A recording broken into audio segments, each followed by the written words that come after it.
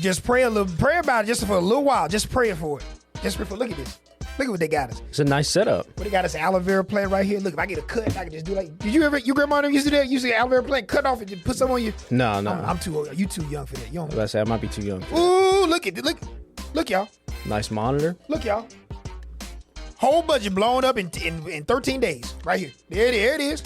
Take after take. We back. Look at this. Patrick, this is what I was trying to tell y'all. Look at him. Look at this man. What? Boy, he got a nice little sweater. Sweater. Yeah. Got the zip up. Got the hair. Lettuce going west to east or east to west. Got a part of. Lord have mercy. This is what the Lord does. This is what he does for you. You just pray about it. This is it? That's it right here. This is it. Is this here we are. Preacher Prather, here it comes. Here we are. Beautiful table. We got some leather chairs. Man, got some buttons to push. Don't push any buttons. Some things to break. Don't touch any of this stuff for right now. Producer Pat, Carl Prather, take after take. Happy New Year to everyone in North Alabama and beyond. You 7 people that are watching across the world. Pat, we got new digs. It's beautiful in here. Soundproof. Kind of feels.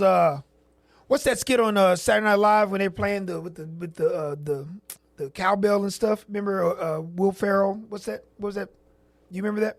Y'all know what I'm talking about. Yeah. What does that have to do with this? It's what the background looks like, kind of the sides and stuff. It's kind of when they're in there. It's a studio. This is what normal studios look like. I'm just excited, y'all. That's all it is.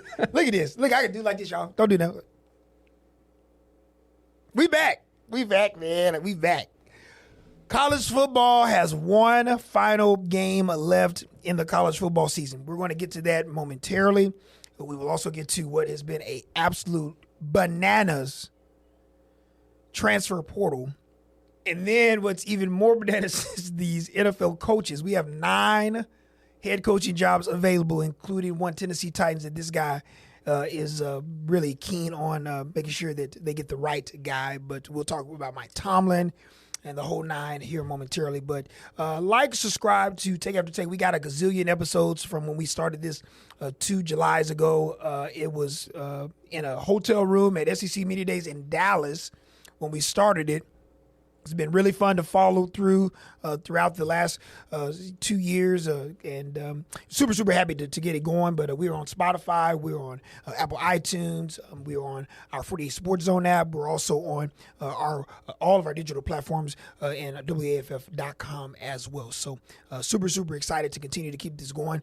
This looks great. We have more things in store as we head into the offseason and, of course, the never-ending cycle of college football throughout the calendar year. But let's get to the College Football Playoff Semifinals from a week ago. I picked Oregon. I picked Miami.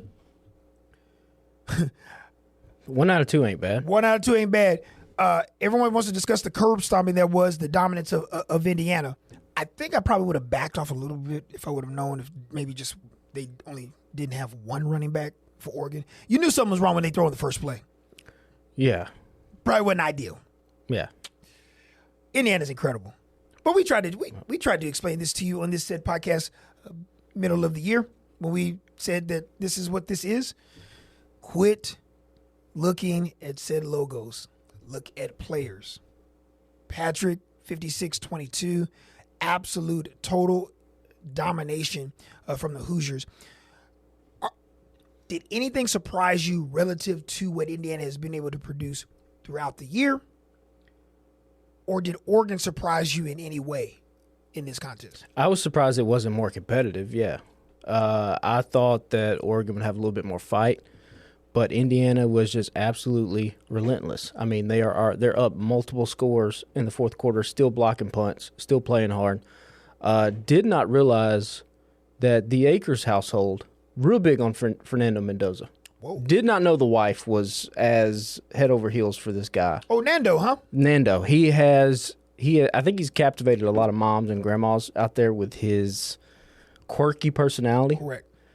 I don't know if I can remember an athlete that's as sort of non-traditional in their role as what Fernando Mendoza is. When you think about like star quarterbacks, go back to like Paul Walker's character in like Varsity Blues, like the kind of jock, dumb guy, like that sort of has been the archetype of a quarterback. And here is Fernando Mendoza, this guy who says the word flipping a lot, and after the Ohio State game is like on the verge of tears. He's like so happy, real golden retriever type energy. The wife is she loves him. Old Nando, captivating the hearts of old Amanda Akers, huh? Hard, head over heels. He reminds me. I said this in our group text a couple of weeks ago. I always laugh because he sounds like a player, a quarterback back in the 60s, 70s, or 80s. After a post-game interview, just go type in 1980s quarterback interview, 1970s quarterback interview. That's Fernando Mendoza.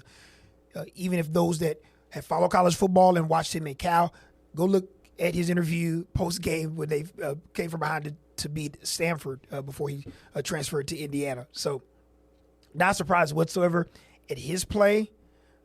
We're not surprised whatsoever at what Indiana was able to do.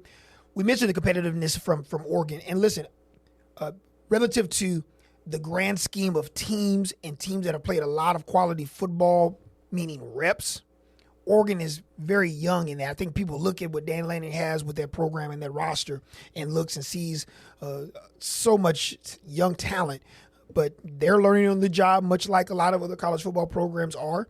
And when you are not able to run the football and you don't have depth at that position, and you're asking other positions to come into that room, that is a recipe for disaster when you're trying to defeat that team.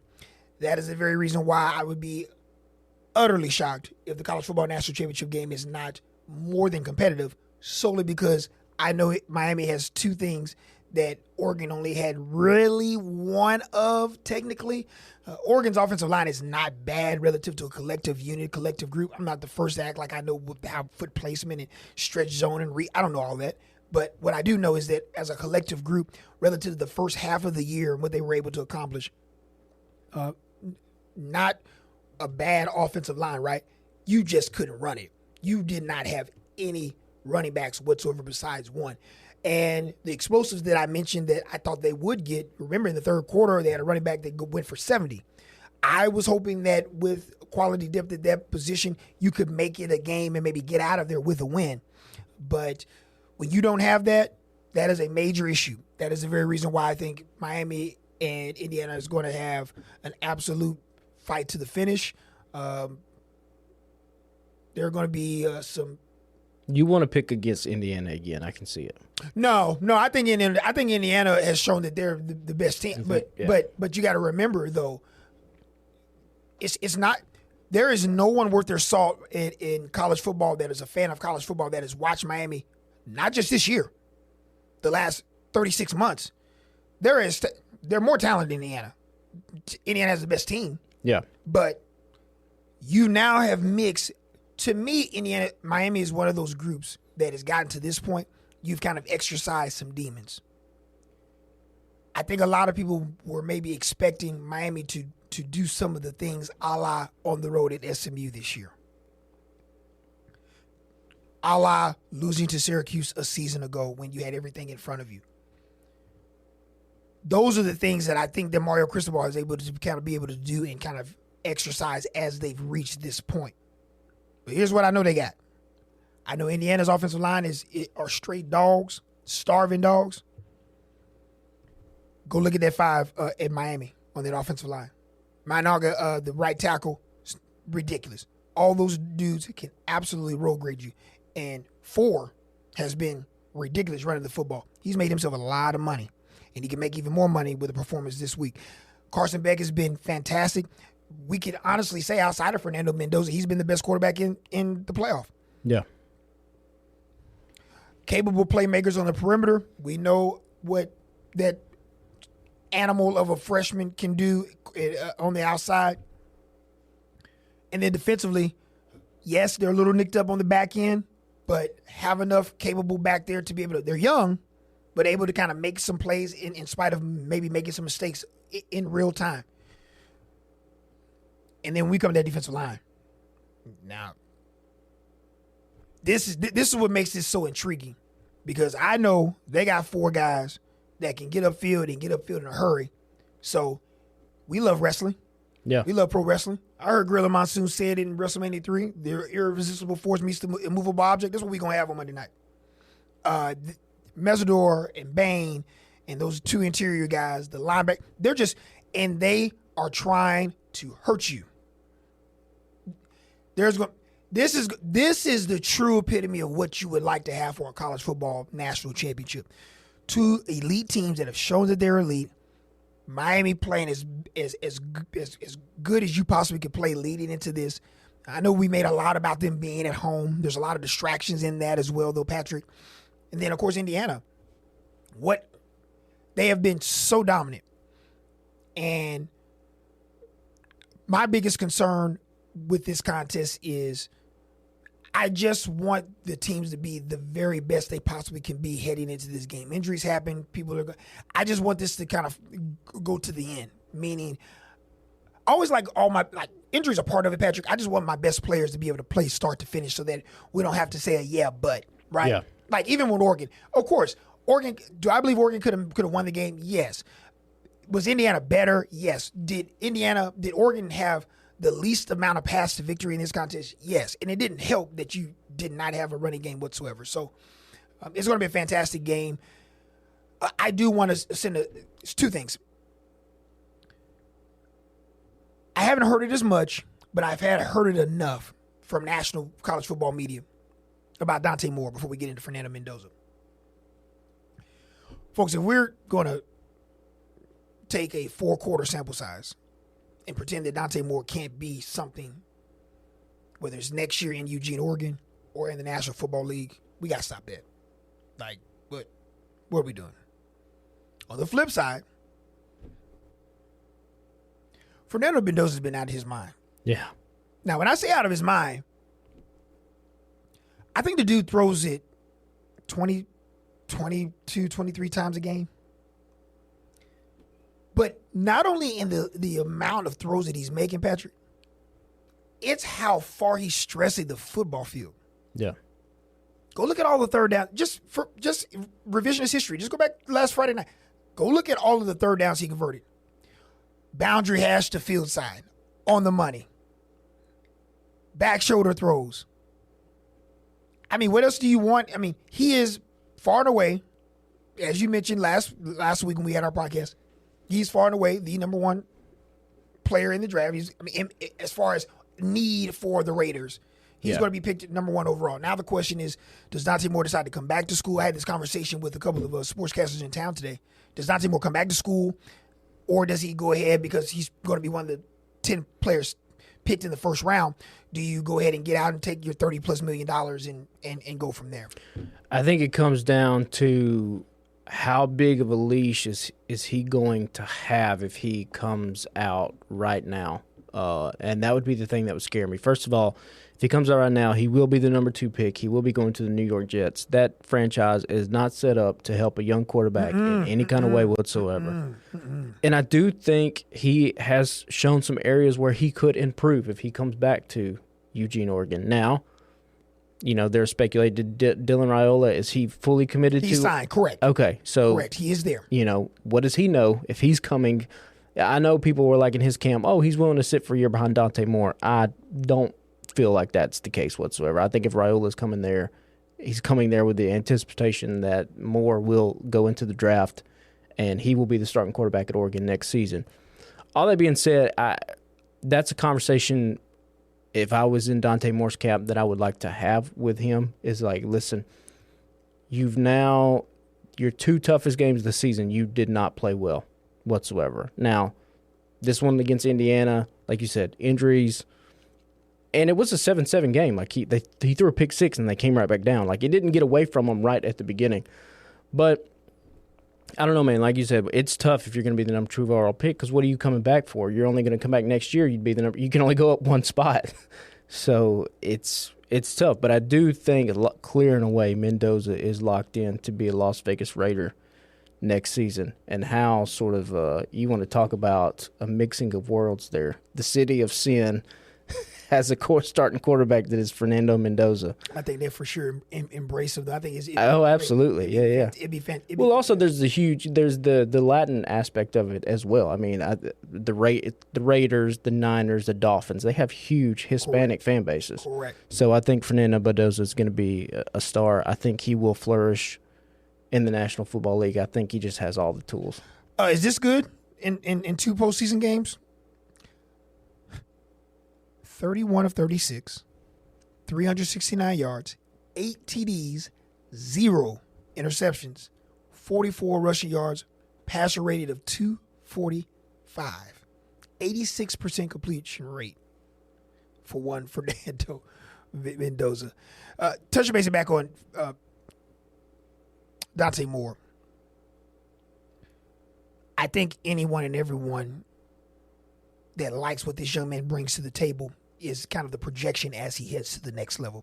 I think that everyone understands that he's not, quote unquote, a finished product, kind of plug and play, but he has enough that if you surround him with some things that he could be able to flourish at the next level. He's made some unbelievable throws this year and had some really solid games.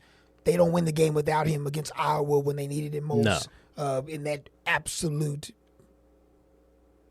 deluge of a rain, snow, sleet, whatever it may be. His poise at Penn State on the road early in the year, kind of what got it started for him as far as NFL guys kind of opening their eyes and personnel and guys whatnot from there. But yeah, no, I just find it hard that he decides to come back for, let's just say for the sake of argument, $7 million for 1 year when I can go get 33 for a 3 or 4 year deal, rookie deal. But if he like you said, he's probably not ready to play right away. Correct. If he goes to the Jets, which he will, Aaron Glenn is already on the hot seat, their head coach. That fan base is not going to sit around to watch a veteran quarterback struggle. If they're 0-4, they're going to demand that he plays. That's fair. And we've seen young quarterbacks get their confidence shaken when they come out there. Who knows what Justin Fields could have ended up being in the NFL if he didn't have to play right away? We don't know. Fair argument. But like you said, there's only one more spot to go up. You're either the number 2 pick or you come back and you're the number 1 pick next year. Hey, Patrick, that's my deal. Like, you have to say to yourself, okay, sure, if I have the intestinal fortitude to want to compete and come back and be a part of this team and this amazing organization with Dan Lanning and the infrastructure around that program in Eugene. I mean, there's that piece of it, too. Oregon's never won a national championship. You could be the quarterback that wins it. And they're not, like you said, they're not that far off. I know they got steamrolled by Indiana, but they're not far. Listen, it's relative to retention of the program. They have a running back that's in the portal now, and they'll – I don't know this for sure, but, their portal window is different from everyone else because they, played as late. But I don't know who deflects and defects off and goes elsewhere, but – if they are able to have successful retention within that program relative to the talent that's coming in there as far as the recruiting,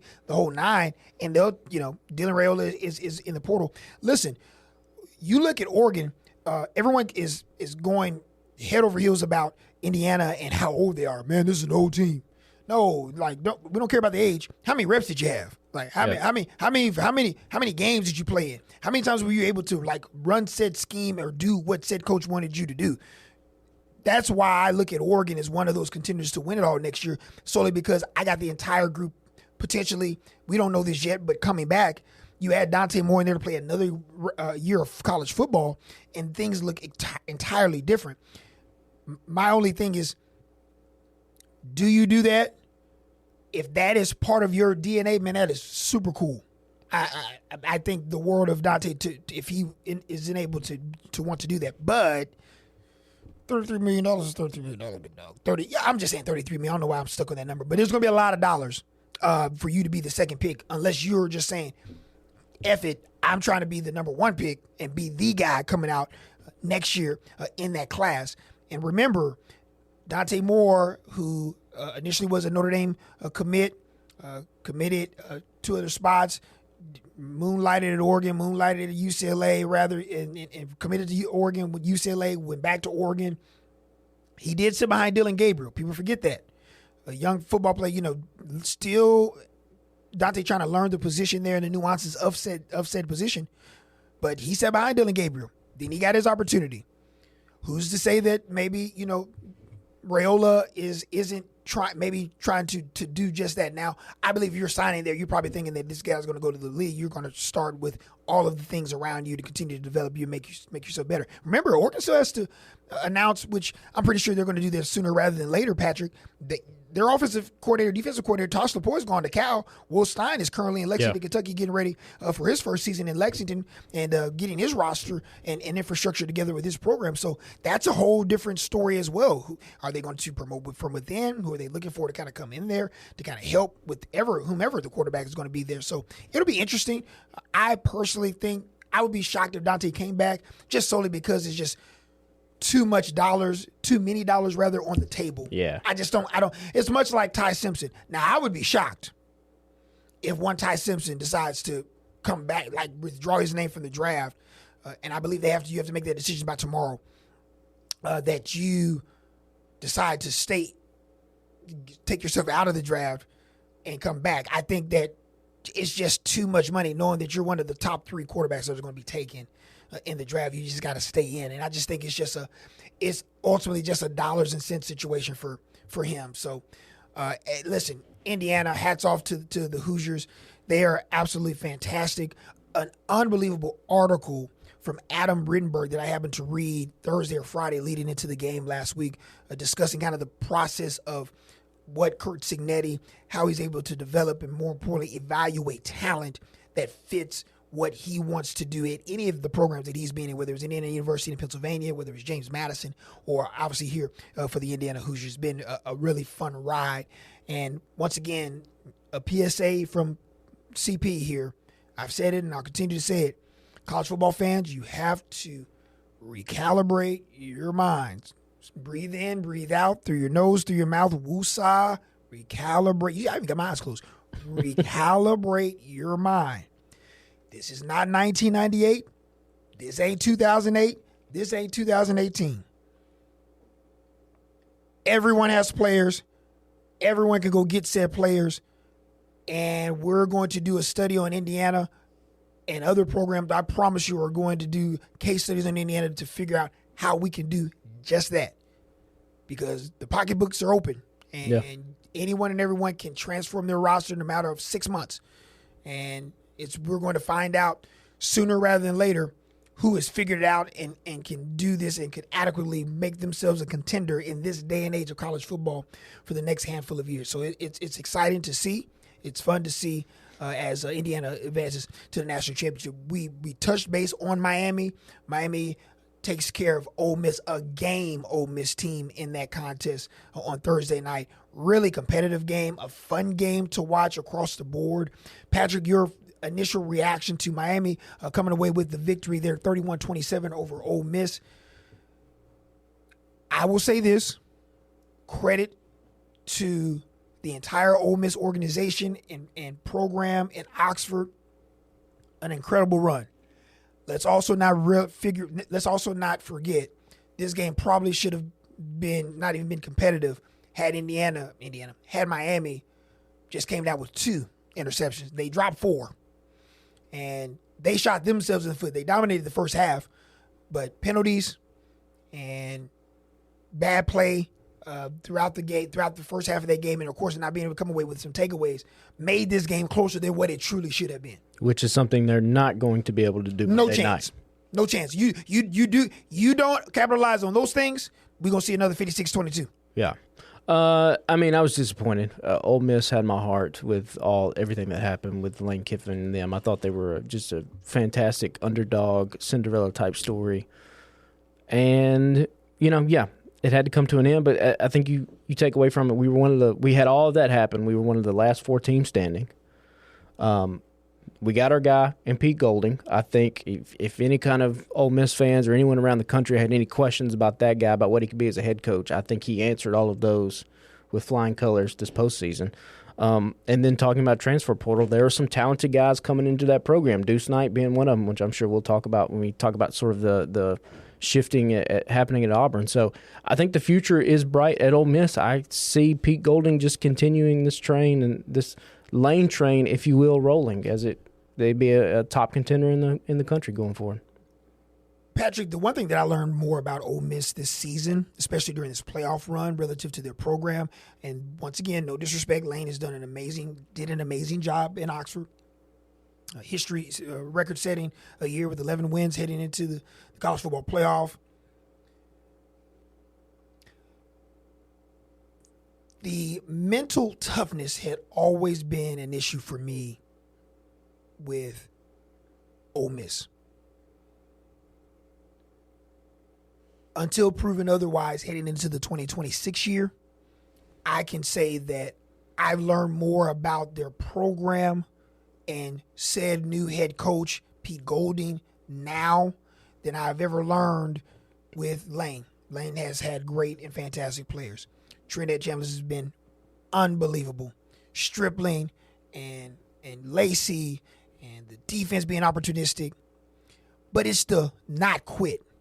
Traditionally, Ole Miss fans worth their salt will tell you, even in the midst of their ascension under Lane, there are games that I just don't think the mental toughness of the team showed enough for them to come away with games when they have faced elite versus elite. I learned a lot about them during this playoff run. And it's a credit to Pete Golding, who I would love just to sit in a room and just look at him dead in his face and be like, hey, man, teach me this expletive. Like, I just wanted to talk. Let's just talk about, let's just teach it to me, bro. He's shown me a tremendous amount of leadership through the midst of this. And just being honest, listen, kids, young people, especially those that are playing sports, but playing at this high of a level, they just want you to shoot them straight. See, like, one thing that, pulling the curtain back, that college football fans may not understand, players, and I say this loosely, for the most part, players are okay with you letting them know that they've lost their job, or someone has took their job, or you lost the competition for your position, or you're not good enough to be able to play at this level in their opinion. They just want you to shoot them straight. And that's the one thing that I think that Pete Golding has always done. And I think that's the very reason why, he was not only able to grab this job and be the man of the future for Ole Miss and Oxford, but I just think that the realness and the just pull no punches is the very reason why Akiwan Lacey is still there. The reason why Trinidad Chandler is currently trying to appeal the NCAA denying his extra year of eligibility. There's a reason why you still see the momentum that they were able to kind of put themselves in with the transfer portal and some of the names that have kind of gotten to that portal and decided to join them in Oxford. But more importantly, the player retention is the big key. How many players right now, and we still got a little time because they just finished their season last week. They still have some a portal window open. I would be willing to bet the 2 red copper pennies that I own and have that you will see a ton of retention at Ole Miss with this program, and that's a testament to Pete Golding, the guys that are part of his new staff, and just the infrastructure as is in Oxford and their AD, Keith Carter, and their president, and kind of the alignment, as I like to say, in this day and age of college football. And sometimes, you have relationships with people in your life, and it's not so much that it's based on what you can do for each other, not for what the camaraderie you have with each other. Mm-hmm. You know what I mean? So I think a lot of times, especially when it comes down with somebody like Lane, and I think you kind of saw this in his exit, I think a lot of players, it was like, well, I'm going here because this guy can do something for me, and whatever the personal relationship is what it is. I think with Pete Golding, I think those players absolutely love him, and they are willing to run through a brick wall for him. And I think that's why you've seen some of that retention. And I think that, like you said, that's a big thing with young people. I mean, that's what made Nick Saban so great. I think that's what made Kirk Scinetti so great, and Kirby Smart, some of these other guys. Like, it's being able to combine the X's and O's, but also being able to talk to these kids on a human level. And I think maybe, and again, this is just from 10,000 miles away, I think maybe that is something that Lane has struggled with, not only with his players, but amongst the adult relationships in his life as well. Switching gears to Lane and the transfer portal as a whole, a lot of movement. Yeah, a lot of players being signed as we head to the end of the transfer portal window for teams that weren't in the college football playoff on this Friday. one thing to remember. It's just the deadline this Friday for you to be able to get into the portal, Patrick. Meaning you can still sign well after the portal ends. You just need to make sure that your name is in there by the January 16th deadline, right? Yeah. And that's the key. So Lane finally, in the midst of kind of a will he, won't he, landed his quarterback for the 2026 season. Sam Levitt will play and compete for the Bayou Bengals of LSU. Your thoughts on Sam Levitt? I think we both have an affinity for that young man. We think, obviously, I think anyone that watches college football understands the quality of player that he is. That is a big, big get for Lane. Potentially could have him for 2 years as a redshirt sophomore, the Oregon native, and started at Michigan State his career. That was a touch-and-go situation there, but Lane was able to get his guy at quarterback to kind of steer his offense in the direction that he would like to immediately in Baton Rouge. I mean, if you watch Sam Levitt play, he probably does a lot of stuff similar to what Jackson Dart did. So I think that's the thinking there. We'll see the other guys that surround Levitt in Baton Rouge. Yep. It's are you expecting Lane to be able to come in and make it? Well, they won 8 games this year. Like, are you thinking he's going to be able to immediately come in and get them into playoff contention, 10, 11 wins? Yeah, this is no. Let's just be real. He better. Well, and like, there's that. Yeah. What? Yeah. Hold on. Somebody help me out. I know somebody in this room that's a human being that had a total off the field disdain and really on the field disdain for one. I for one guy. Yeah, it was both. It was both. It was both. Had all the players. College football playoff contender. Yours truly said they were going to make the playoff. Big win on the road at Clemson early in the year. How'd that turn out? Future number 1 top 10 pick at quarterback. How'd that turn out? Barryon Brown and Durham at running back and Harlem Berry. They didn't want to run it. Offensive line had issues. But defensively, players, they got a top 10 guy, top 15 guy that's going to get drafted at corner. All I know is the guy that's at the house, that they decided to sit at the house and pay him $75 gazillion trillion. 9 wins, 2 10 wins, SEC championship appearance, and a Heisman Trophy winner. If I'm paying somebody $97 million, I want my stuff right now. Yeah. 2026. So all I'm saying is if I want everybody, Bayou Bengals, college football world, everybody keep the same energy that you had. You hired this dude to get you to what? Now. Yeah. A honeymoon, a year, what? 8 win. Let Lane Kiffin, justified or not, Yeah. let Lane Kiffin come out, finish the 2026 year with 8 wins. We'll see how they go. You got to win now. If they've spent $90-some million to come bring you from Oxford, left your dog in Mississippi, your clothes on a clothes rack outside. No. In all seriousness, yes, he has to win to me in a big way. But that's a tough ask, right? It's not fair. It's not fair. But you know how this works, man. Like, And I mean, college football. And he knows fans. it. Yes. He knows it. What?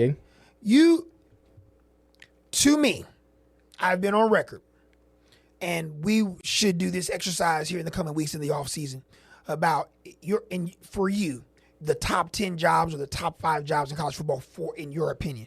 I think LSU is numero uno for me. It's up there. It's way up there. I would take that job. There is only maybe 2 other jobs I would take that job over.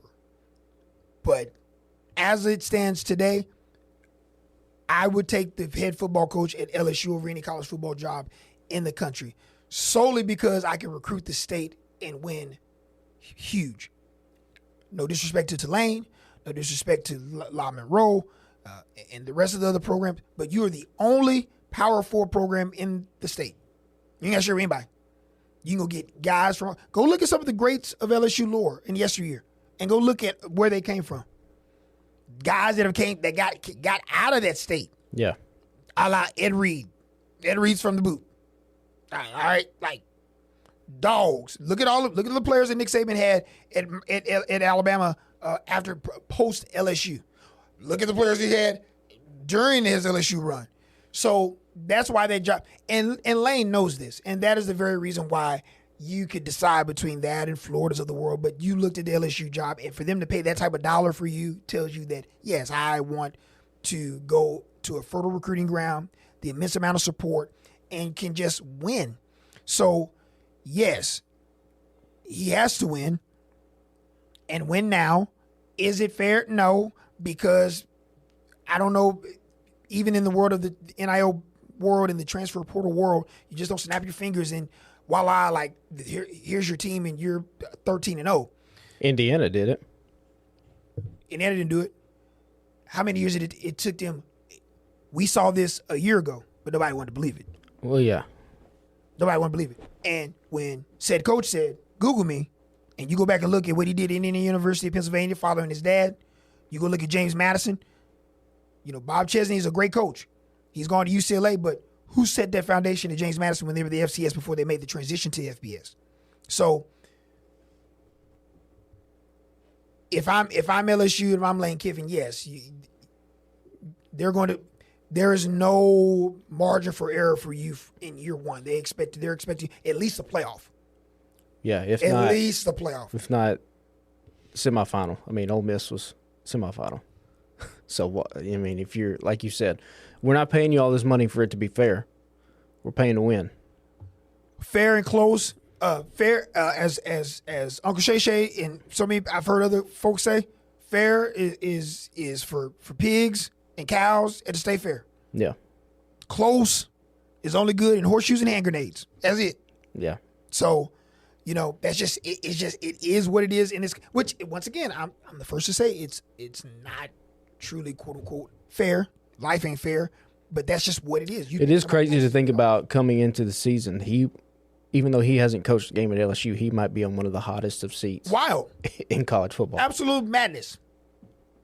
But hey, I mean. But he's got a talented quarterback, so you know that's a lot of the battle right there. We shall see. Other names that have either signed or still floating around this in the portal. I mentioned on our newscast a couple of weeks ago or earlier this week, Monday. Man, some Alabama fans are kind of in shambles. Cam Coleman visits Alabama, commits to Texas. I don't think anyone was expecting him to maybe go to Alabama. We thought maybe they'd be a finalist along with Texas. But the big one obviously was Dalen Hollywood Smothers, who decided to not only officially commit to Alabama from NC State, but then flips and is headed with Coleman to Texas. So, of course, everyone is expecting the roof to cave in, house on fire. Kalen DeBoer cannot coach anymore, whatever. As he continues to, breaking news, adapt to Southeastern Conference, the lay of the land, how to operate, what he needs, what he doesn't need, the whole nine. Your thoughts on Alabama fans going absolutely nuclear right now after, of course, the loss to Indiana in a big way, and then the portal as it is right now? I mean, in retrospect, the loss to Indiana is probably not going to look as bad as what it did in the moment if Indiana hoists the national championship trophy and another blowout Monday. Before you continue, I was in this newsroom earlier, and anyone that would ask me, like, man, what do you think about Alabama? You think they could win? I was like, no. Like, what? I'm not. If Alabama played their A+ game in that contest, yes, they could have won. When the last time you saw Alabama play A+? Yeah, it's been a minute. Here's something that I have continued to try to recalibrate my mind in the last 5 years or so, especially in college football.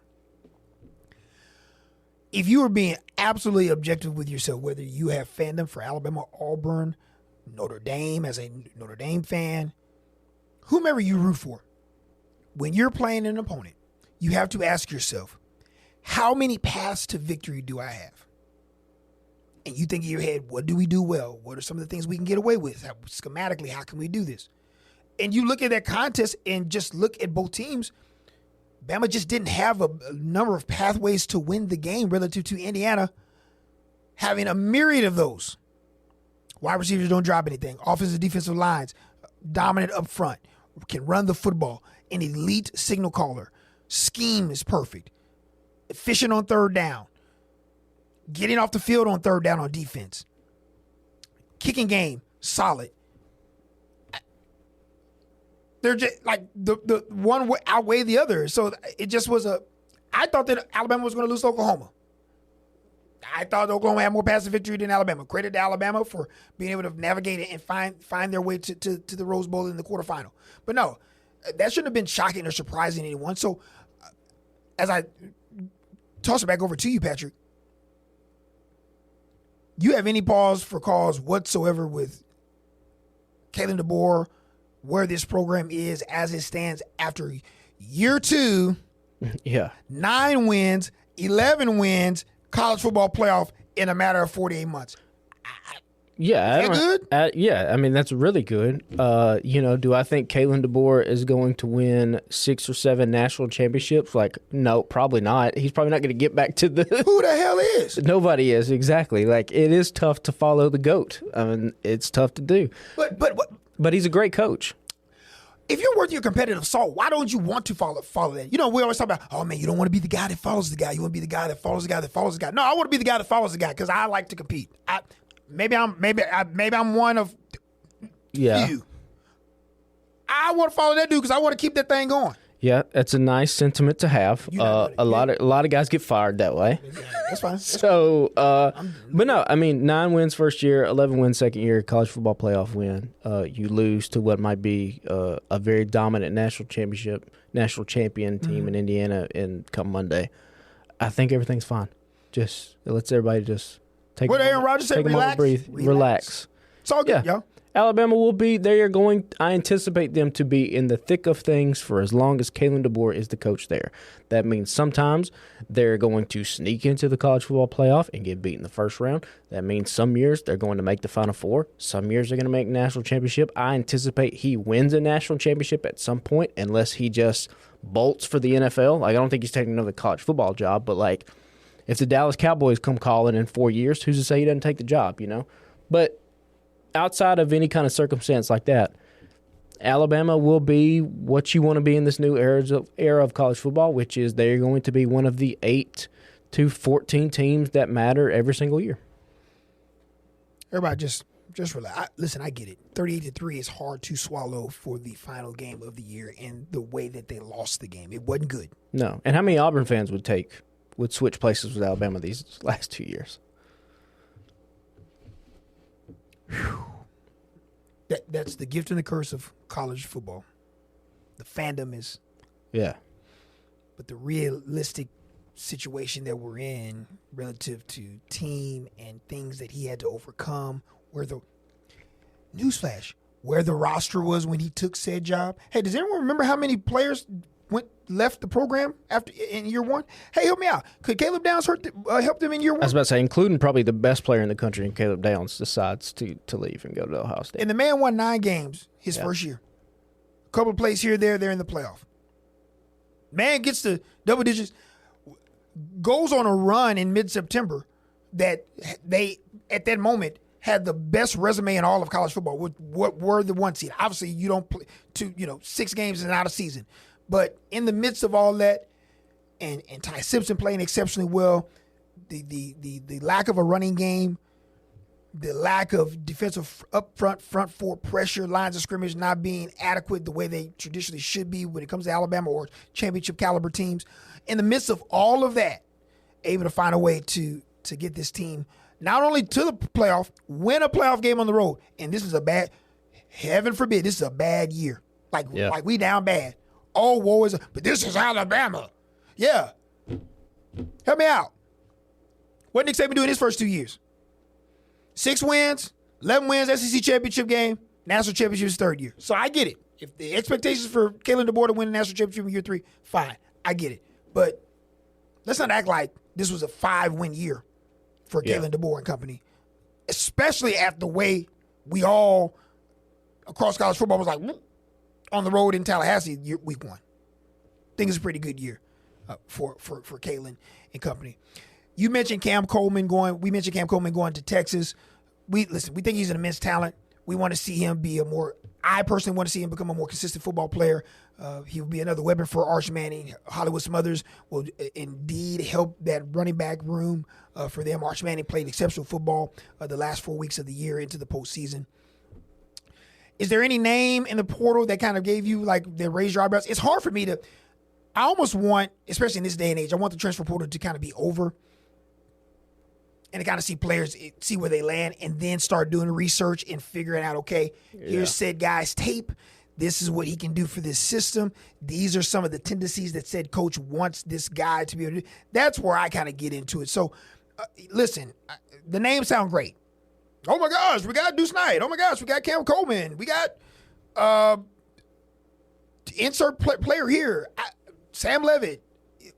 There are some known quantity players that we know what they can do, but there's a lot of guys that we want to kind of, it's a wait and see type situation. Help me out. Indiana. I bet you could name 5 guys on Indiana's roster when this season started. Yeah. You know what I mean? So, including the quarterback who ended up being the story of the whole year. And a sicko like myself, I mean, I get it. Someone, I'm watching college football all week during the season and all. So, yes, I knew Fernando because of how well he played and how capable he could potentially be at Cal. So, you don't know. We don't know yet. It's almost like, if you have a favorite college football team, let's just wait for the roster to kind of get settled. And then we can kind of do our due diligence. But, I get it. It's something for us to talk about. I appreciate it. We're able to have this to talk about. This wasn't the way, much less 60 months ago, but here we are. So that's what makes college football great. That's what makes it fantastic. And super excited about where these programs continue to try to have some roster retention, try to upgrade their rosters during the transfer portal. I do love the so-and-so player re-signed. Those. Do you like them, or are you being sarcastic? I'm being heavily sarcastic. You hate it. Yes, I cannot stand that stuff. So-and-so is re-signed. Yeah. Okay. I got a lot of that. We saw who was doing that a lot. USC. SC was doing that a lot. Yeah. I don't. Like, what is it, brother? These cats got their own graphics like they coming out of high school. Hey, I'm signing. I mean, my man Hayes Fawcett and all them cats out there, man. Hey, they out here. Yeah. I enjoy it all, but I'm not going to get as frustrated as others because this is what this is. Doesn't make it right. Doesn't make it wrong. It's a spectacle, but it can be too much of a spectacle. It can be too much. Especially where you see the guy and he'll do the Instagram post and then the long letter, and it's just talking about him coming back, like he's going to the been NFL in the draft. like he's going to the NFL draft, or like he's retiring after like 15 seasons, and like the community means so much to him. It's like, brother, you've been on campus for 8 months. What are we talking about? Listen. Speaking of this, Colorado, who has a very talented tackle. Jordan Seaton, 5-star guy, came from IMG at Colorado, just going through social media and the world of X. Apparently, Colorado helped him make his graphic, and their intention, they thought that he was going to stay in school, and it was for him to enter the portal. Oh, I tell you, we out here. Hey, we out here. Hey, kid. But that's what you get when it's the Wild West. There's no rules, None. So. Let's switch gears because I know we won't have another podcast until after the Natty game. MLK Day is on Monday as well. I know a lot of people will be off from work, getting ready for this contest. Just your initial reaction to the game, and then I'll just let you pick a winner to decide our national championship. I'm rolling with Indiana. Do you think it's close? Is it a highly competitive game? No, I don't think it's close. Okay. I think Indiana runs away with it again. I saw some kind of stat, and I wish I would have actually screenshotted it. I think Indiana. There's only been 3 college football teams that have won 7 or more games by 30 points, and it's like this Indiana team, and then it has to go all the way back to like Princeton and Yale in like the 1880s. Wow. Where I don't even know if like the rules of football were what they were back then. That's how dominant Indiana's been. So I don't anticipate this to be any different. Like you said, Miami struggled at points against that game against Ole Miss and let Ole Miss hang around in that game where Ole Miss was not able to capitalize on that. Indiana will capitalize on every single one of those mistakes and I think we are in for probably another blowout dominant. A blowout. Victory. Yeah, blowout dominant victory. I want to see how many Indiana fans are in Hard Rock Stadium. Oh, it's going to be insane. So I think, like, if my memory serves me correctly, just the day after the semifinals, I think it was something that 25,000 of the seats. I could be wrong. You all can correct me because I'm just saying this. I think it's like 25,000 seats that are going to be given to, the general pop. But then, of course, because it's a national championship, it's so much corporate seating, right? Right, which I hate, but it is what it is. But, Patrick, relative to some of our college football playoff semifinals and the quarterfinals and the first rounds have been great because they've been on campus, right? Yeah. But you can walk in. You could have walked in the door for the quarterfinal games for $200. Yeah. Right? I got a sneaky suspicion when we get into this weekend and kind of look at on the StubHub hubs and Vivid Seats and that, I think this is going to be one of the hottest tickets in college just because so many Indiana fans are going to be going there. And then, of course, the Miami faithful, you haven't played for a national championship since 2002, so it's going to be a hot ticket. So that the atmosphere, I think, is going to be absolutely white hot, electric, banana. It's going to be crazy. But you would have thought they were in Bloomington, Indiana with the way the Peach Bowl went. Yeah, but okay. So I get it. And I understand. It's because Indiana hadn't been here at this situation in history. But we also got to remember, man, Oregon's in the Pacific Northwest, bro. That's a far drive. That's a long. It's hard to get from Eugene to Atlanta. You drive it, that's one thing, but trying to connect flights, I don't know if there's direct flights unless they put those on the board for the game from Eugene to Atlanta, right? Indiana, I believe it's less than 7 hours. It made a difference, though. It's a huge difference. It made a big difference. That's just like, for example, like I believe that if you're playing at Allegiant Stadium or you're playing at SoFi, and Indiana's got to come out, I think Indiana still makes the trek like they did at the Rose Bowl. Yeah. But you're going to have more Oregon fans there. You ain't got to worry about no Miami fans being up in there. They're going to be in there. Yeah, they'll be in there. Ooh, hey, listen. Little adult conversation right now. There's going to be a lot going on inside Hard Rock and outside for the week and the weekend. Just leave it at that. Whole lot going on. But they're all just like going to, join hands and pray and sing Kumbaya, right? On Saturday night, South Beach? Yeah. No, South Beach. What is South Beach? Yeah. Nothing happens down there. Whew. You probably should just not say anything because this podcast is being recorded. There is video. So if you have any warrants, if there are any Miami-Dade County Sheriff deputies that are looking for any crimes out there, you might want to. Patrick, I went down there for those that remember, the Miami Notre Dame game, BCS national title game. And of course, Notre Dame gets absolutely curb stomped. Patrick had me a purple Mustang convertible. Purple? Purple. I don't know. That's what they gave me. That was a rental. Coupe, T-top. Put that thing down. New York tag. Wow, it's like this. In the Miami sky. Down just living for about 4 hours. Ate at a cute little Cuban restaurant. Good time. Perfect weather down there would be like it had to be like 74 at 1 a.m. Yeah. Don't ask what I was. What were you doing at 1 a.m.? Riding around. We just out there riding around. Look. I thought I was making it. I thought, I'm here year 3, year 4 in Huntsville. I'm down here covering Bama, living. The team that I was covering absolutely belly to back suplex curb stomped the team that I've been my childhood favorite team in that game. That was it's bad when you're objectively covering a game and you know that the team that you grew up with absolutely has a 0 chance of winning the game. 0. Yeah. And that's happened a lot to you in recent years. Don't do that. Don't do that. You see, you're going too far. You're going to hit below the belt. We got on TV for one show in New Year's, and here you go, curb stomping. Okay, listen. I do not have the courage of my convictions to pick against Indiana solely because even though I know Miami can adequately potentially run the football, because Mark Fletcher's been an absolute hammer for them, Carson has played well. I think Miami's going to. I think Miami may turn it over a couple times. That's not ideal for them. No. Now, I also think they maybe could. We don't know this for sure. I just think they can make it a little uncomfortable for Indiana in this contest. But I just think, man, listen, what does Indiana have to show anyone relative to what they've done this season to not make you believe that they're not going to win the game? No one should be surprised if it.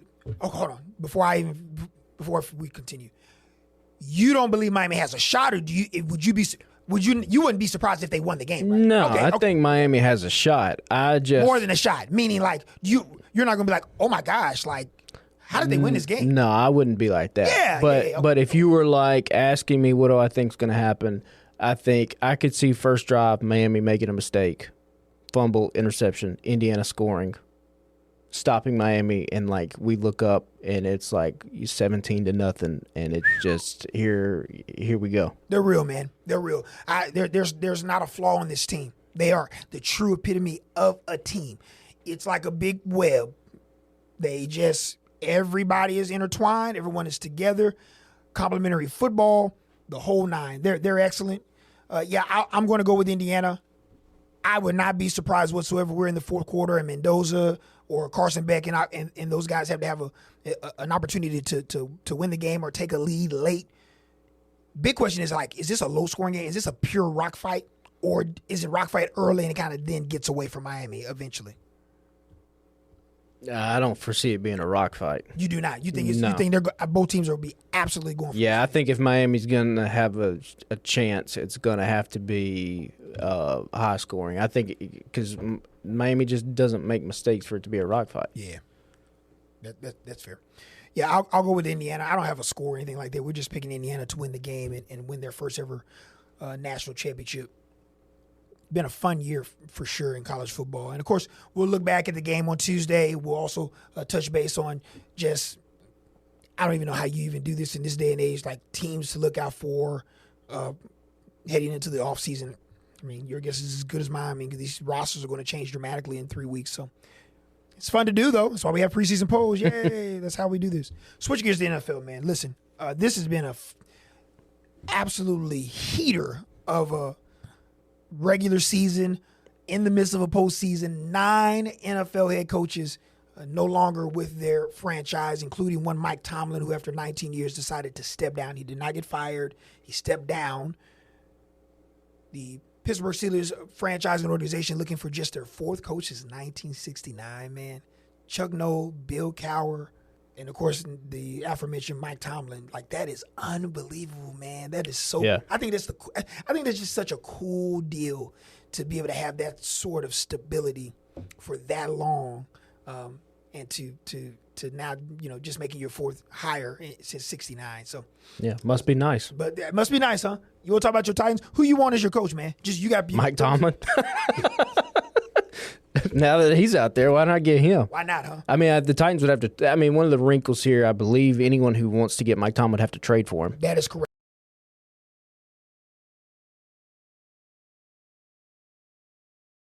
Do like Correct. the Steelers. No, I want either Harbaugh or Mike Tomlin. I want a veteran in there that has been successful in the league for a very long time. People, hey, Mike Tomlin's a bad coach. Dude's never had a losing season. He's been there 18 years. Same with John Harbaugh. Like, say what you want about the ups and downs. How many franchises would take multiple Super Bowl appearances under one head coach? Everybody. So I want one of those to come in to kind of stabilize the atmosphere in Nashville with that organization. And, you got a guy like Cam Ward who I think you and I both think really highly of, and I think a lot of insiders around the NFL think highly of as well. I think the general public out there just didn't see him play a lot, so they don't really know what to think about him. But the people in the know, the dude has a chance to be very, very special. So getting a veteran coach who has been successful in the league for a long time, pairing him with an up-and-coming GM like Mike Borgonzi, up-and-coming QB like Cam Ward, going into a new stadium in 2027, I think that's the play.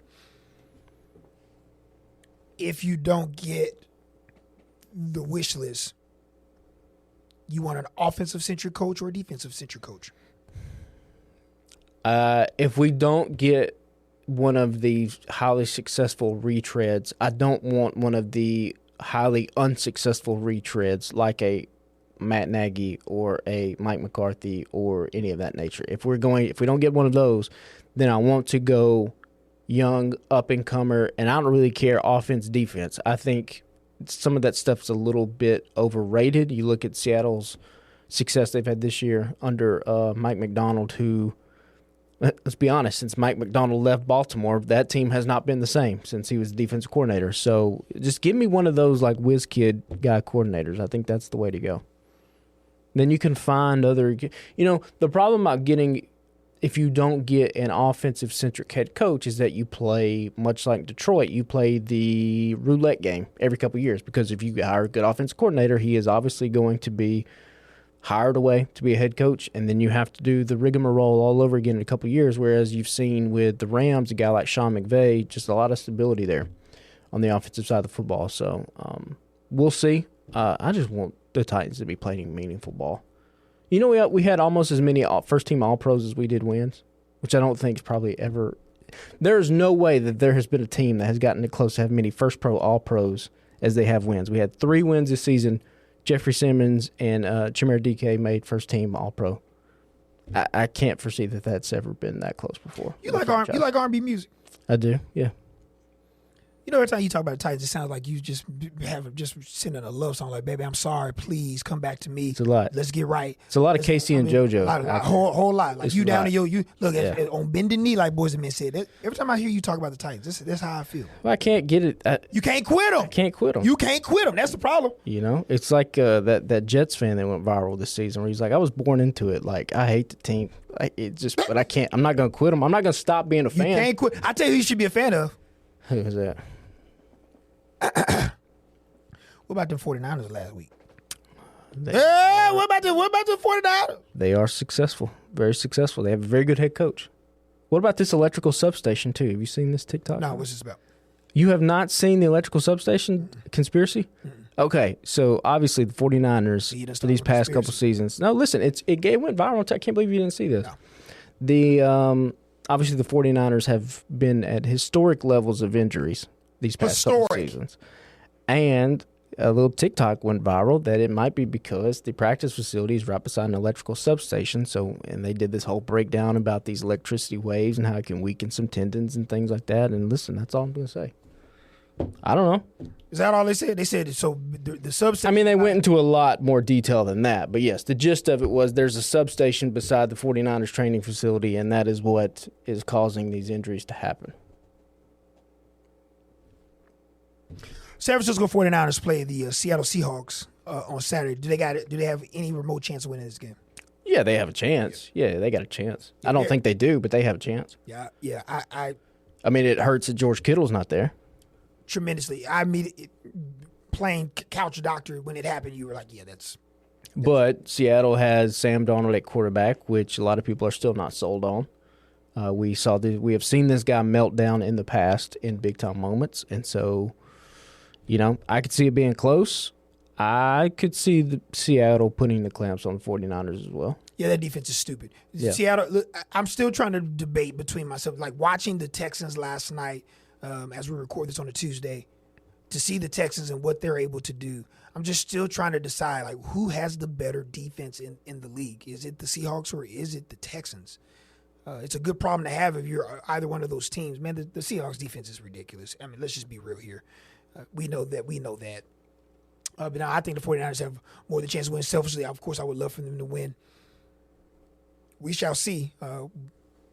They were able to do it back in 21 against the Packers on the road. You're going to have to come up with a takeaway on defense. Special teams play, I believe, to make this happen. I think they can.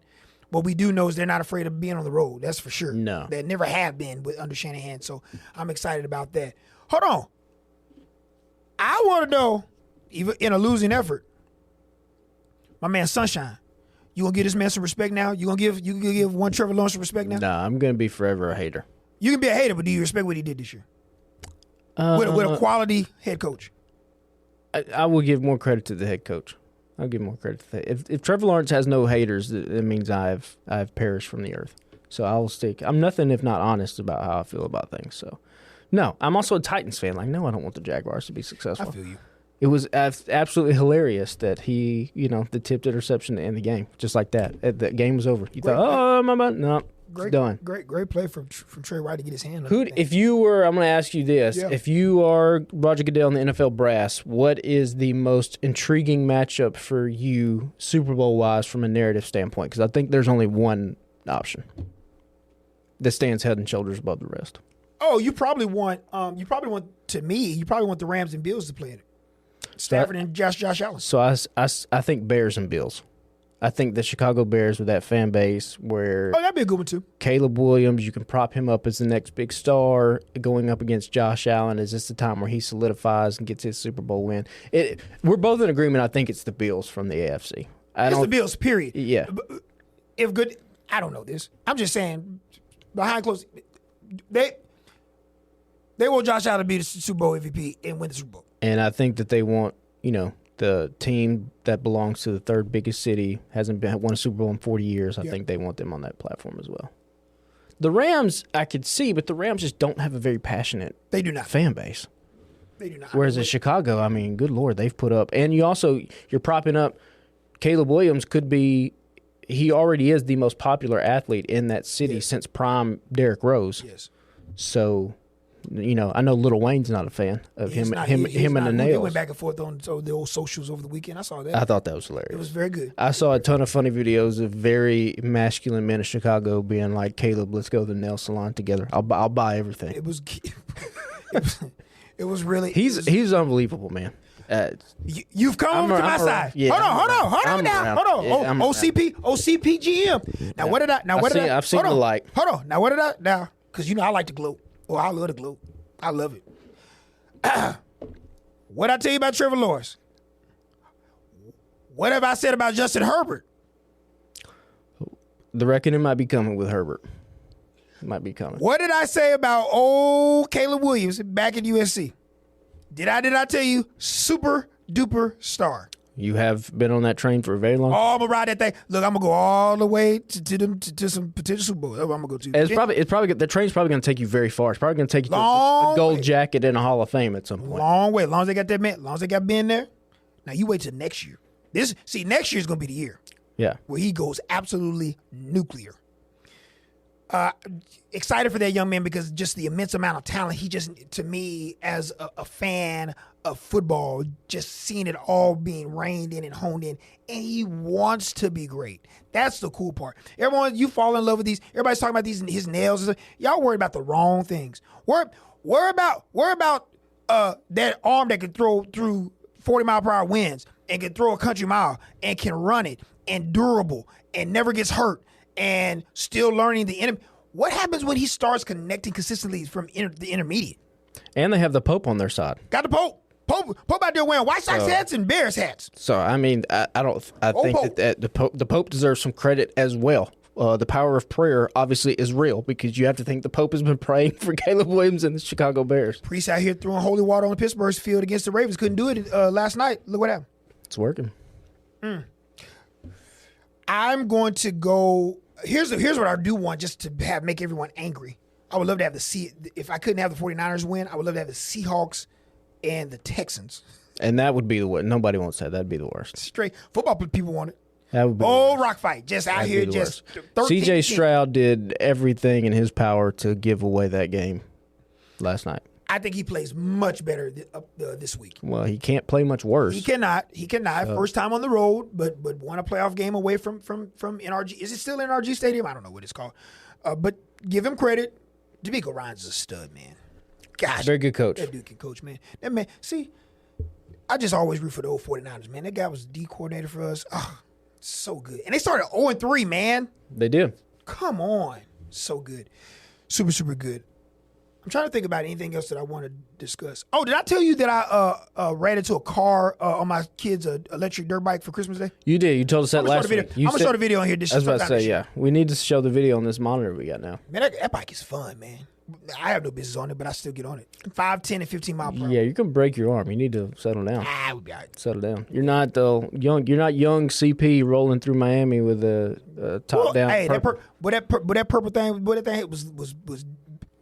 I was riding through the street. I was looking at the skyscraper like it.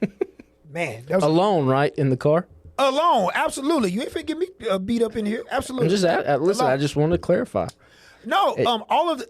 So when I first started in the biz, more importantly here in Huntsville, I was kind of one of like the younger guys amidst of all the other guys and stuff in the business. So them jokers were like going to bed like that. Man, I ain't trying to go to bed 10 o'clock. I'm trying to see some things. So I'm out in the city. I'm trying to see the bright lights, Star Island. And that's what you mean by things. The bright lights, the good food. Yes. Just No clarify- other clarify, extracurricular. No other extracurricular activities. Although, didn't I see an IG shot of Fernando Mendoza somewhere eating some wings? Did you see that? Was that AI? Well, listen, I mean, he's preparing to go to Vegas next year. The distractions are possibly there, so you have to steel yourself against it. Yeah, I ate some Cuban food there. Met Will Ferrell, not Will Ferrell. Vince Vaughn. Vince Vaughn is like 6'5". Did you know that? He's a very tall man. Yeah. Brother. Yeah. I was like, oh, and here's the other cool part about that week. So obviously you had the Mustang, was able to ride around at night and stuff like that. Just, thinking I was a cool guy, had the New York tags, all that stuff. And I was like, oh man, you here for the game? Yeah, man. That was that year of that Alabama Notre Dame game. That was the year before they renovated the stadium. So the Marlins were playing there. So for us to get to the stadium, we had to go through the dugouts and stuff to walk on the dirt in the bay. That was cool because I was like, now I see why teams are going away from this because that was absolutely crazy. Yeah. Yeah. That's kind of trash. It was bad, but it was unique. It was first time for everything. It was a thing. We gonna talk about anything else before we get it? I'm just look at this. I'm just glad we got all the stuff. We back. Listen, You should just join us and look at this. We don't know anything about football. We just talk. Kenyon Sadiq, by the way, just announced he's going to the draft. He's TE tight end number 1 under 1 mil Kuiper for draft prognosticators. He's a good one, really good player. But yes, like, subscribe to our podcast. You see it right here, Take After Take. We will be doing this on Tuesdays. Super excited as we wind down. Well, probably Wednesdays. We'll do it Wednesdays. Tuesdays or one of those days we'll do them. May do it Thursday. I don't know. We'll do it weekly, but we got video now. We back out here. Yeah, I think we're like kind of obligated now. We have to like do this every week. I'm bringing one of those confetti popper things to end the college football season next This season. is probably in your contract that you have to come back here and do these now. So this is the new age of all right. Local television. I'm gonna start bringing props and stuff up in here too. So I mean, I did see that you got 2 cups of water and didn't give me one at all, so I appreciate that. Thank you. You're right. I'll bring you a couple. Yeah, you were gonna say something smart, but then you realized I was right. I would. I was not considerate. I will be coached up and I will do better. Forget the water. I told you. Did you hear what I said I was going to bring next week? Yeah, What a the little thing. confetti thing. Man, we finna. Well, I mean, behind the fourth wall here, you did say you were going to bring that this week and then didn't bring it. So. But here's the only reason why I didn't bring it this week is because I said we need to put a nice, beautiful bow on the college football season. So we'll do that on Tuesday. Talk about the game, and then that's a good save. That's not what you said, but that's a good save in the moment. No. What I'm saying is, no, you're right. You're absolutely right. I wanted to do it the first day of, but I was like, oh, it'd be fun to just do it after the national championship game, and then we can go right into the college football season. We're in it. Tuesday, it's 2026. Transfer portal. We talking about all that. Talking about the sorry Titans. All that. Talking about the 49ers going to the NFC championship game. Yeah, maybe Mike Tomlin's the head coach of the sorry Titans. We'll see. You got a better chance of being the head coach of the Titans before he does. I take it. I can't be that much worse. They fire you in 2 days because you done fired everybody. Well, including the owner somehow. Yeah, that's number one. If we can fire the owner. Spotify, Apple iTunes, 48 Sports Zone app, WAFF.com. Streaming, Roku, Apple TV, Fire. Hit it, Patrick. Android. Do all that stuff. Yeah, all the stuff. All the things out there. Everywhere, anywhere and everywhere. And start YouTube. writing some comments, man. I know it's only 7 of y'all, but hell, double up. Do them. We need to have people start sending in videos. We can play them right on here because this is legit TV, so we can have people send videos, ask questions. So we'll get our digital staff on that and say, hey, get it out there. Tell people to start sending videos. They can start asking us questions and stuff. Yeah, especially as we go into the off season where there's not much to talk about. You got college basketball, man. Yeah, well, I won't check in until like March. You don't check in when it matters. You don't check in until March. Got the NBA talk about. Nobody wants to talk about the NBA. No, nobody. It's us two. Y'all gonna trade Ja Morant or what? We Grizzlies should. Yeah, Think he's going to Milwaukee. that's probably a good place for him. Think they're gonna get rid of Jaren Jackson too. Probably. Y'all starting all. I mean, John needs to go to a place where there's nothing to do. So Miami, Salt Lake City. Right, okay. That's probably good places to go. Okay.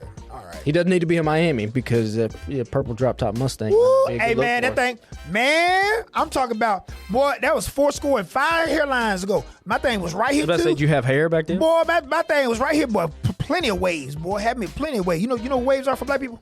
You heard us wave, brush, wave. Yeah. Brush. Yeah, I had me. Man, my thing was swimming after I had my thing. It was just like this. But Yeah.